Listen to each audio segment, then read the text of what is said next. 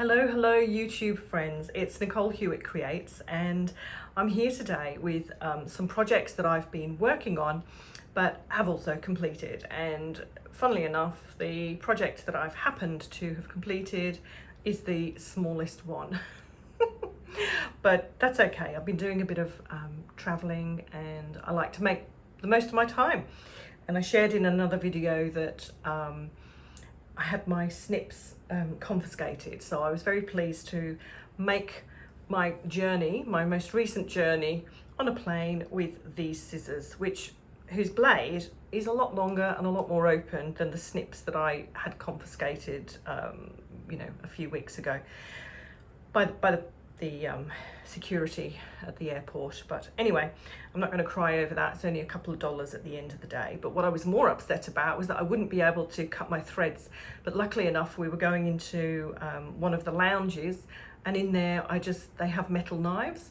And so I just sat in the lounge and pre-snipped a load of my threads from these collections here, so that they were in my little stash of goodies when I got on the plane.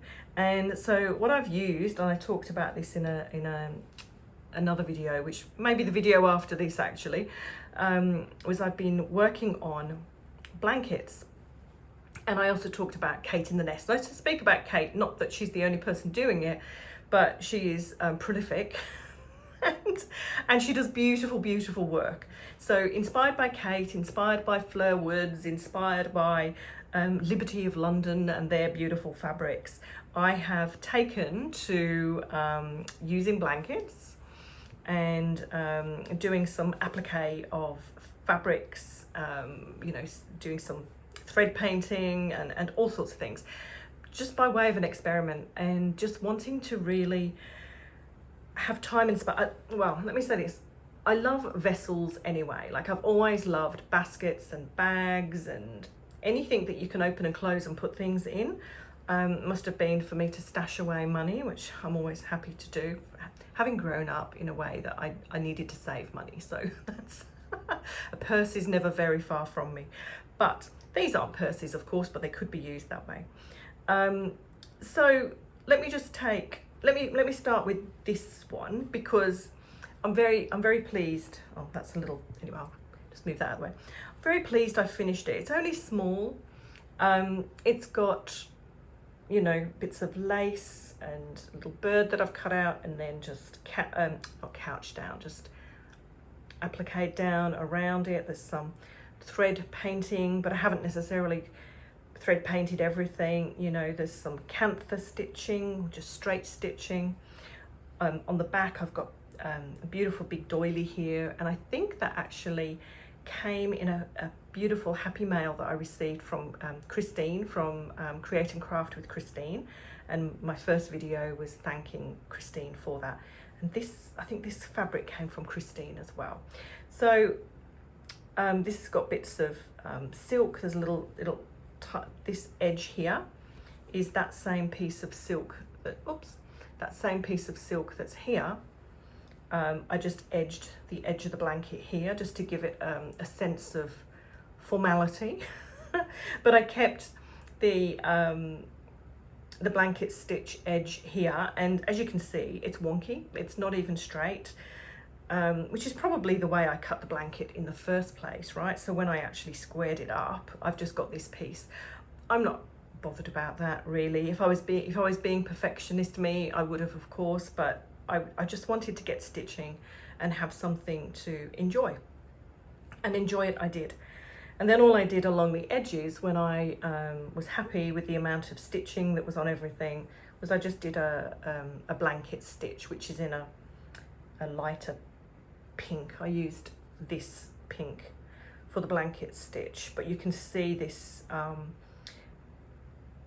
blanket stitch, actually there's a double blanket stitch, but this blanket stitch was for actually attaching this piece of fabric here. And then I've done invisible stitching, which I've started to do more invisible stitching into fabrics in place of seed stitch. I love seed stitch, and I will continue to do it. It's just that I found that actually invisible stitching, if you used a contrasting thread, left a beautiful mark and became part of the artistic creation, if you will. So that's that. And I've done some just random flowers in inverted commas with lots of an abundance of French knots there, and just some little bits and pieces with cross stitch there. And under this frayed edge is actually a piece of fabric that when you pull the frayed edge back, you get to see a little more of that fabric under there. And I love raw edges, so for me, I'm happy with this. I certainly do some very precise work, which I'll show you shortly, but this isn't it. This isn't where I like to do my precise work. I like it to look nice from my perspective, but somebody else might not think it does, and that's okay. We're all just doing our thing, but it doesn't stand. It's not meant to stand. I didn't do it for that reason, but I do love that it's like one of those wide mouth. Yeah, I love it. So at the moment, I'm using it just to carry my stalk scissors and just a little wad I've got here with a few needles in it, and that's probably, I would keep my small tools, I would say, in that, but it may end up becoming something else. Now I got this underway and finished, it probably took me about 5 hours in total. I would say even less than that. I'm thinking about flights and yada yada, but probably about 5 hours of work. But I think I just wanted to feel a sense of accomplishment, because I'd been working on this bigger piece, and if I just fold it out, you'll see the inside of the blanket, and it's not huge in and of itself. So we're about 10¼ inches by 20 inches in length. And then what I've done with it is just fold it, not into thirds, but I've left it with a deep envelope to flop down. And this one, it's not totally Liberty fabrics or Liberty scraps, and I'll talk about those in a little minute, just to share with you, because I don't have an endless supply of money to just buy loads and loads of Liberty fabrics. So what I did was something else, and I'll share that in a second. So the front is, at the moment, I'm feeling complete, and I'll just bring it up because sometimes it is quite close, but sometimes you can see a lot more detail. Like, again, just some gentle thread painting. Here I just went nuts. This was my first time using Fleur Wood's beautiful wool, which are these are the pieces I've got left at the moment. I actually do have another couple of little ones, but these are the ones I've been working with and traveling with. And I had no idea what I'm doing, and you can probably look at it and tell that's the case. But I just wanted to give some sense of floral, organic, natural going on. So there's a few places where that's there, and then French knots and so on and so forth. And I can't remember what that's called, but when you create like 5 or 6 spokes and then you just weave around and you create a flower in that way. So I did that. That was my very first time trying that, which I enjoyed. And then the back. So the back is almost complete. I'll just put it down a moment. You see one of my needles there. Let me just get that safely out of the way so I don't poke myself. And this piece of crochet actually that I did donkeys years ago, and I don't even know what it was for, to be quite honest. But when I went back hunting through my years and years of forgotten about or stashed away craft materials and whatnot, I came across this, and I thought, well, I've got no idea what I was making with it in the first place, but I could certainly use it in a piece like this. So I've plonked it on there for the longest time, and haven't even got a pin on it. It's got a needle, because under that you'll just see the blanket.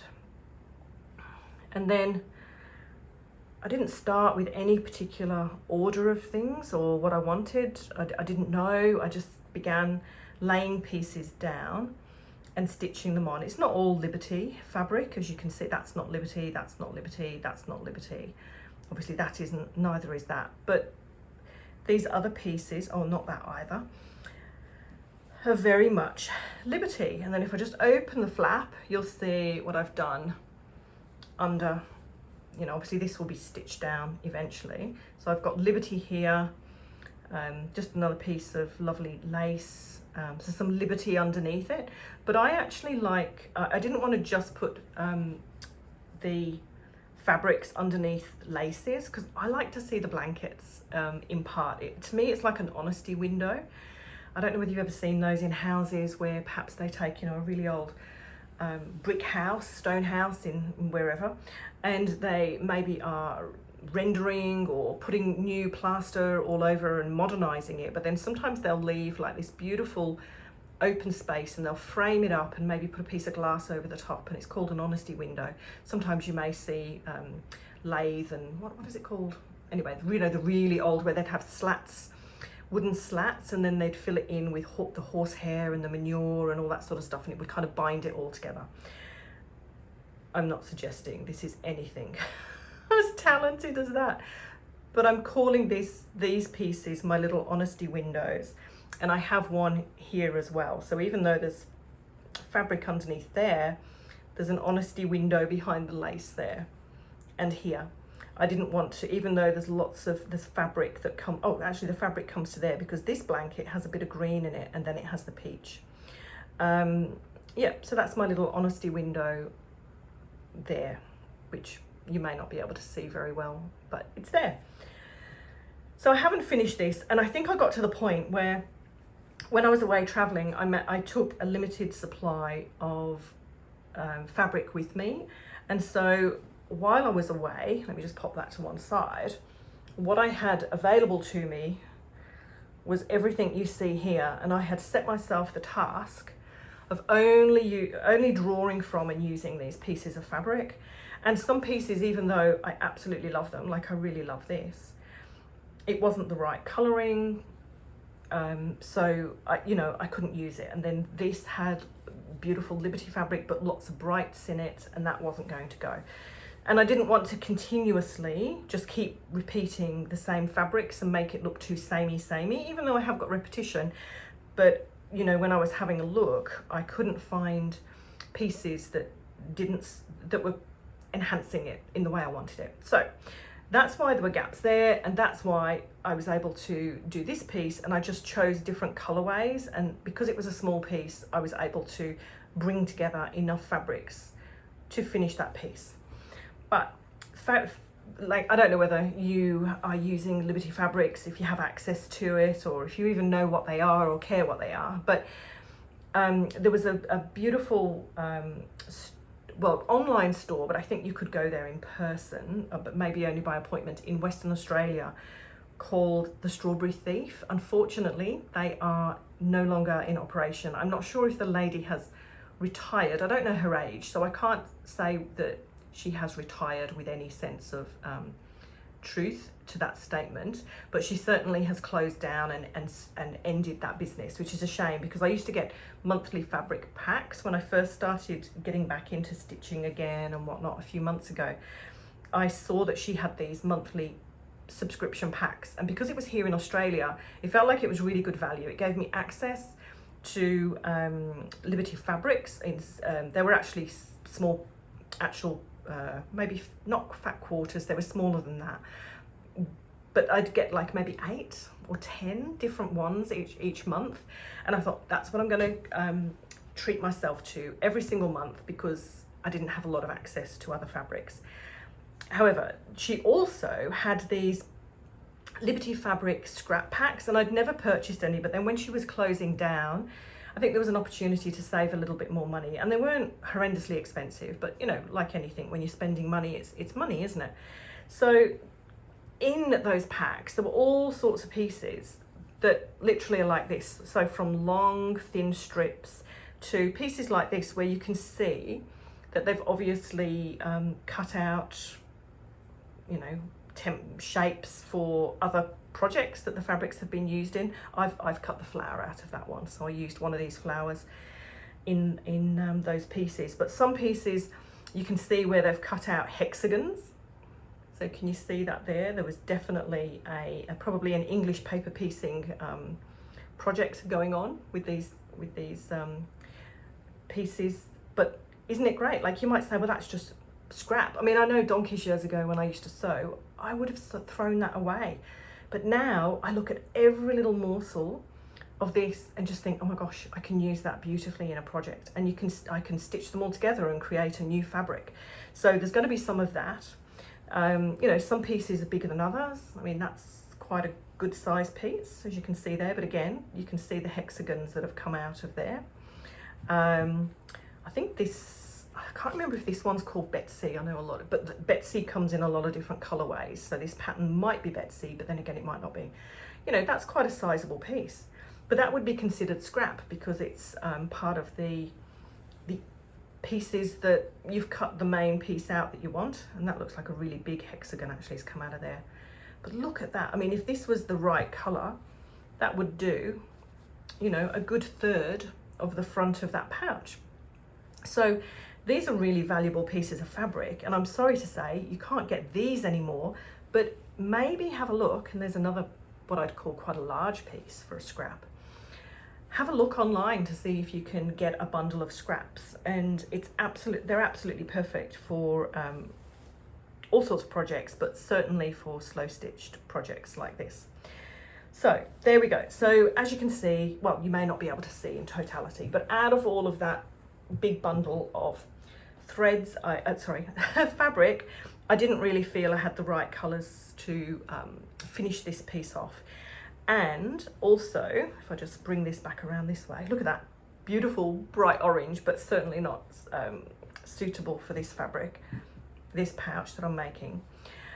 And I haven't decided yet whether I'm going to line the inner piece. I did my best not to come through to the front, but I found that when I was doing the thread painting with the wools, that I came through a lot more with that. So I may not want the whole of the inside of this to be wool based. I think a lining might be quite nice, but let me know what you think. I'm certainly open to anyone else's thoughts.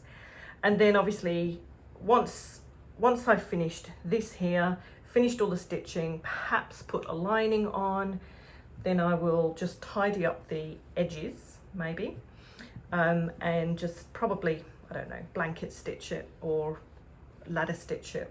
Just get that closed and then share that with you. And I don't know whether I'll put a button and a closure, and a closure would probably just be you know, a piece of either lace or twisted yarn or something around it to close it. I haven't decided yet, but there you go. So that has been on the go for a little while, certainly before Christmas.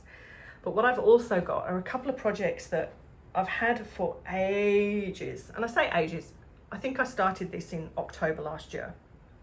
So there's a bit of a theme you'll see. I love, as I said, I love pouches. I love things that hold things. I don't know why, it's just one of those things. But what I did was I had these beautiful New Zealand Kiwi fabrics, and I had this beautiful blue linen and a beautiful green linen, and I just didn't, anyway. So I cut out a heap of hexes and I English paper pieced them together, and it reminds me a little bit like dragon scales, sorry, not dinosaur scales, that would be very strange. And there's little birds, little, I think kiwis, and all sorts of New Zealand birds and animals, and batik, you know, batik fabrics that all went with it. And then I thought, oh gosh, I'd really love the edge to be of the flap to be a hexagon. So if I just bring this up, and I put a pocket inside, so you'll see a larger piece of that fabric, and I just love this fabric. I don't think anything is particularly straight. I've just used, oh yeah, let me just come inside. I've just used a piece of, that's a stretchy fabric, and I think when I picked it up, and I was picking it up from like a seconds bin, I think when I grabbed it, I just thought it was like a cotton with a small floral print on, and I didn't pay much attention, but it's actually a stretch fabric. So I personally wouldn't use that for any sewing. but I certainly would use it to line. So I thought I don't use fabric stiffeners, or what are they called? I'm sure I have some from years ago, you know, that you would iron on. It's okay. It's one of those days. Hot day in Queensland, so my brain isn't functioning. But anyway, so I put that on the inside, but I had no plan. I had no order and organisation. I just started doing things. So I was quite happy when I got to here, and I've lined it with the green and got to there. But then, let me just bring this over. I wanted to, as I said, keep this, the edge of the hexagons as a feature. But then when I started to look at how was I going to match the edge of the hexagons with the lining fabric, I realized that I'd probably made a big mistake and it wasn't going to work. And because of that, and because I couldn't sort of, so here, I think here is the worst one. If I fold that, like when you come to this part, the edges aren't, they're cut down to the point where it has to fold over, and so there's no way for me to make that neat and give it. I just wanted this sort of shadow at the back rather than being met exactly. So does that make sense? Let me just position one, and you might, because I would love it if anybody out there knows how I can correct this and create it so that there's this. Let me just bring one into position. So see how there's just the tiniest little couple of millimeters of an edge of a shadow of the green of the lining. That's ideally what I wanted. I did also wonder, and I haven't got it here, I've got a silk, like some sari silk, just long thin sari silk pieces in a beautiful green, and I did think, well, maybe I just edge it in that, but then it felt like that was going to have its own problems. So consequently, since October, this project has sat on my desk because I don't know how to finish it.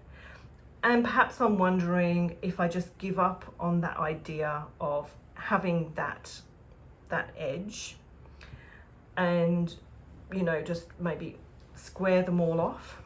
I don't know. What do you think? But this is sort of like a long, narrow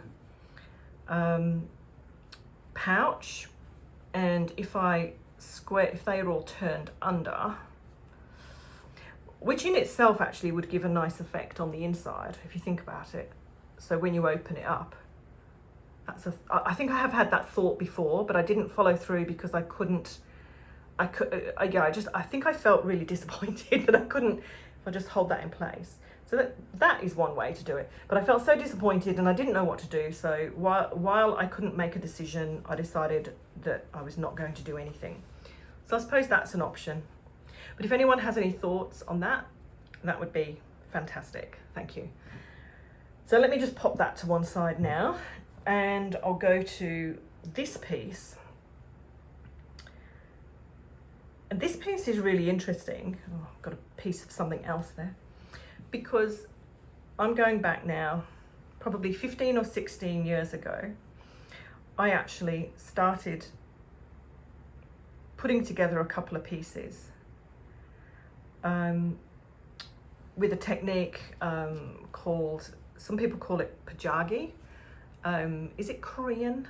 Anyway, it's where there's no, well, hang on, let me just say this. Unfortunately, I can't show you the backs because I used a stabilizer piece of fabric for me to do the top stitching on, but where these pieces are all joined, you would see equally as neat a seam on the back if it was only these fabrics and not this lining fabric. And I was going to potentially turn this into a cover for a little book. And then I thought, oh, I don't know whether I want that and then I found a piece of wadding and I thought, well, do I turn it into a needle book? But it feels too big. So yeah, is it just going to end up lined and then another pouch? There's no telling with Nicole. Unfortunately, yeah, I kind of lost my inspiration, I think, with it. I don't mind it as a little pouch, but if you've got any thoughts or other ideas, I'm into, yeah, let me know. But I may do a cover for fabric book and maybe make some you know, stitched panels, individual pieces that I end up then bringing, you know, turning into this book. But then, oh, I know what that's right. I was going to glue down card. That's exactly what I was doing. Okay, my memory's coming back now. I was going to not stiffen it, but make it firm like a book with, if you imagine, this isn't obviously a piece of card, but if you imagine that was, then that would be glued down. So each of these pieces, sorry about the shiny surface, these are my little notebooks. So they would have, they would be firm, and then I was going to put another cardboard spine down there, and then I would stitch in the pieces. And you know what? I'm thinking I am going to do that. I think that's what I'm going to do. But that's not a priority project, because I do have a project for my sister to create a wrist pincushion she would like, and I'm going to make her another couple of other things to go with it. So this is what's on my stitchy table at the moment, but of course I've seen about 10 other things, 10 other projects that I want to create, and I'm only going to, I keep notes on them. I don't, or I put them in a save list on YouTube, and so that I can come back a bit later and do them. But any thoughts, particularly on this one, my dragon scale pouch clutch. I think I was calling it a clutch because that's what I was thinking of. I was like, oh, it's like a nice little clutch. So a dragon scales clutch. If you've got any thoughts on what I can do with this edging, and I will come on and do some stitching probably with you on this particular pouch in the future, and then when I get round to it, not a priority, but I'll probably show you what I've done with this one as well. All right, so I hope you're enjoying whatever's on your stitching table at the moment, and if you're in a cold climate, if you're in the Northern Hemisphere, I hope you're well and keeping warm, and if you're in LA, that you are safe.